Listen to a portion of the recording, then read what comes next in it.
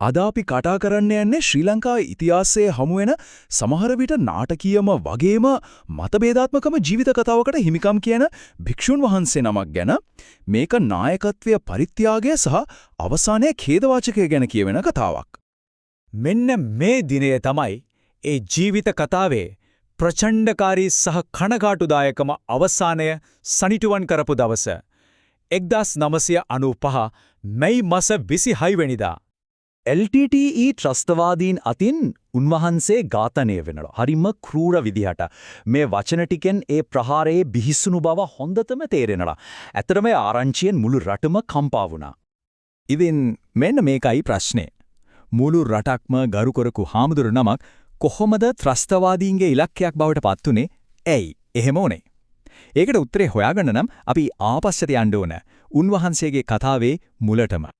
හොඳයි අපි දැන් යමු උන්වහන්සේගේ ළමා කාලයට. පස්සේ කාලෙක උන්වහන්සේ බවට පත්වුණු නායකයා එක බලද්දි මේ ආරම්භය නම් හරිම පුදුමසහගතයි.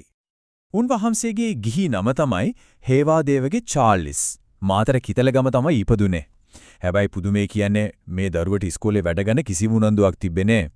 ඇත්තටම පාඩම් වැරදුනාම ගුරුවරු ගහන නිසා යා 4 වසරේදීම ඉස්කෝලේ යන එක නවත්තලා දානවා. මෙන්න මේක තමයි කතාවේ තියෙන ඇදහිය නොහැකිම දේ. හිතන්නකෝ 4 වසරෙන් ඉස්කෝලේ දාලා ගියේ ඒ දරුවා පස්සේ කාලෙක මුළු පළාතකටම එළියක් වෙමින් ඉස්කෝලයි පිරිවෙනුයි 26ක්ම හදනවා. ඒක තමයි උන්වහන්සේගේ ජීවිතේ සිද්ධ වුණු දැවැන්තම පරිවර්තනයක්.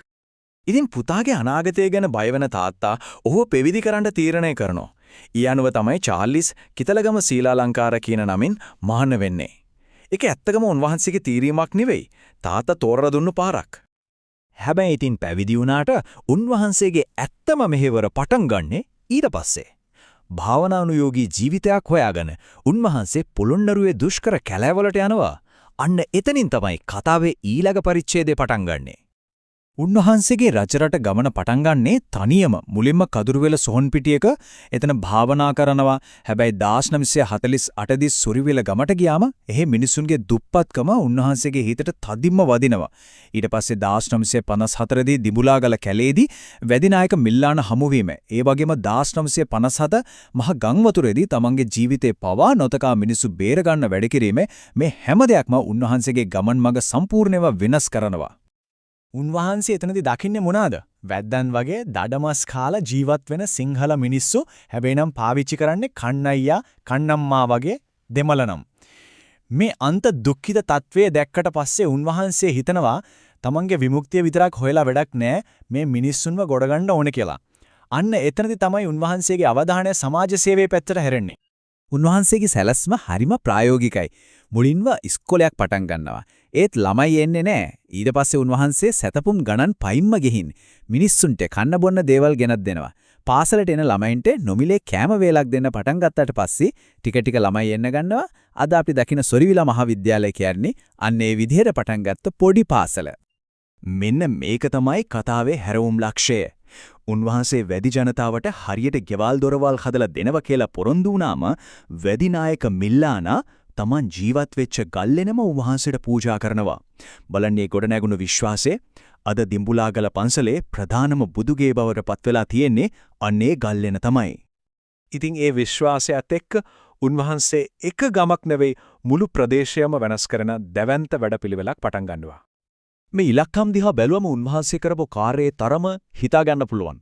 සිංහල පවුල් 45000ක් පදිංචි කරනවා, පන්සල් 40ක්, ඉස්කෝල 26ක් හදනවා, වැඩි තරුණයෝ 20ක් ඇතුළුව 850කට වඩා පැවිදි කරනවා. ඒ විතරක් නෙමෙයි, දැවන්ත මාදුරුවය ව්‍යාපෘතිය පටන් ගන්නත් මූලික වෙන්නේ උන්වහන්සේ. ඇත්තටම කිව්වොත් තනි පුද්ගලෙක් ජාතියක් ගොඩනගනවා වගේ වැඩක්.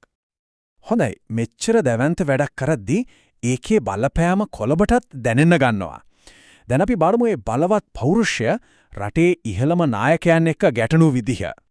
උන්වහන්සේගේ නිර්භීතකම ගැන කියන්න මේක හොඳම උදාහරණයක්.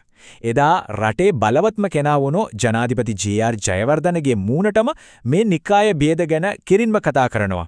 මේවා බුද්ධාගමේ නැහැ කියන එක නිර්භීතව කියනවා. ජනාධිපතිතුමාම උන්වහන්සේව විස්තර කරන්නේ කොහමද? ඒ හම්ද්‍රෝ නායක වගේ. ඒ කියන්නේ උන්වහන්සේට තිබුණු ගෞරවය වගේම යම්කිසි බියක් මිශ්‍ර වුණු හැඟීමක් ඒ නායකයන්ටත් තිබුණා කියන එක. උන්වහන්සේගේ අන්නේ කෙලින් වැඩ කරන සම්මුති නැති ස්වභාවය පෙන්වන හොඳම කතාවක් තමයි මේ. මනම්පිටියේ මස් කඩකුයි අරක්කු කඩකුයි දාන්න හදපු නගර සභා සභාපති කෙනෙක්ව උන්වහන්සේ තමන්ගේ කුඩෙන්ම ගහලා එලවලා තියෙනවා. ඒකෙන් පේන උන්වහන්සේ ප්‍රශ්නවලට කෙලින්ම මැදිහත් වුණු විදිය.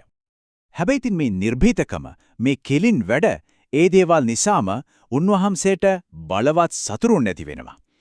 ඒ වගේම උන්වහන්සේ ඒ සතුරුන්ගේ ඉලක්කයක් බවට පත් වෙනවා. දැන් අපි මේ කතාවේ කනගාටුදායකම කොටසටයි එන්නේ. මේ විග්‍රහය පටන් ගනිද්දී අපි අහපු ප්‍රශ්නය ඇයි උන්වහන්සේව ඉලක්ක කළේ කියලා. උත්තරේ මෙන්න මේකයි. උන්වහන්සේ සිංහල ගම්මාන පදිංචි කරවපු එක තමයි LTT සංවිධානීය ප්‍රධාන ඉලක්කයක් වෙන්න හේතු වුණේ. ප්‍රහාරය ගැන කියනවා නම් වාහනයට වෙඩි උණ්ඩ 98ක්ම වේදුනත් වාර්තා වෙන්නේ උන්වහන්සේ අපවත් වෙන්නේ හිසට එල්ල වුණු මාරාන්තික පහරකින් කියලයි. ඒත් උන්වහන්සේගේ උරුමේ නැති වෙලා යන්නේ. ඒකේ තියෙන බලවත්කම පේන්නේ උන්වහන්සේගේ අනුප්‍රාප්ති කියාගෙන්. අද දිඹුලාගල නායක හාමුදුරුවෝ කවුද දන්නවද? එදා උන්වහන්සේ මහාන කරපු අර වැඩි නායක මිල්ලානගේ පුතා. ඒ කියන්නේ උන්වහන්සේ සවිබල ගන්නපු ඒ ආදිවාසී ප්‍රජාව අතින්ම උන්වහන්සේගේ මෙහෙවර අදටත් ඉදිරියට යනවා. ඉතින් අවසාන වශයෙන් මේ ප්‍රශ්නේ අපිට ඉතිරි වෙනවා. එකම පුද්ගලයෙකුට පුඩුවන්ද එකම වෙලාවක භාවනානුයෝගී තාපසෙක් වෙන්න, සමාජ සේවකයෙක් වෙන්න, ඒ වගේම මතභේදයට ලක්වුණු ජාතික මට්ටමේ චරිතයක් වෙන්න? උන්වහන්සේගේ ඒ ඇදහිය නොහැකි ජීවිත කතාව අපිට ඒ ගැන ගමුරින් හිතන්න ඉඩ තියලා තියෙනවා.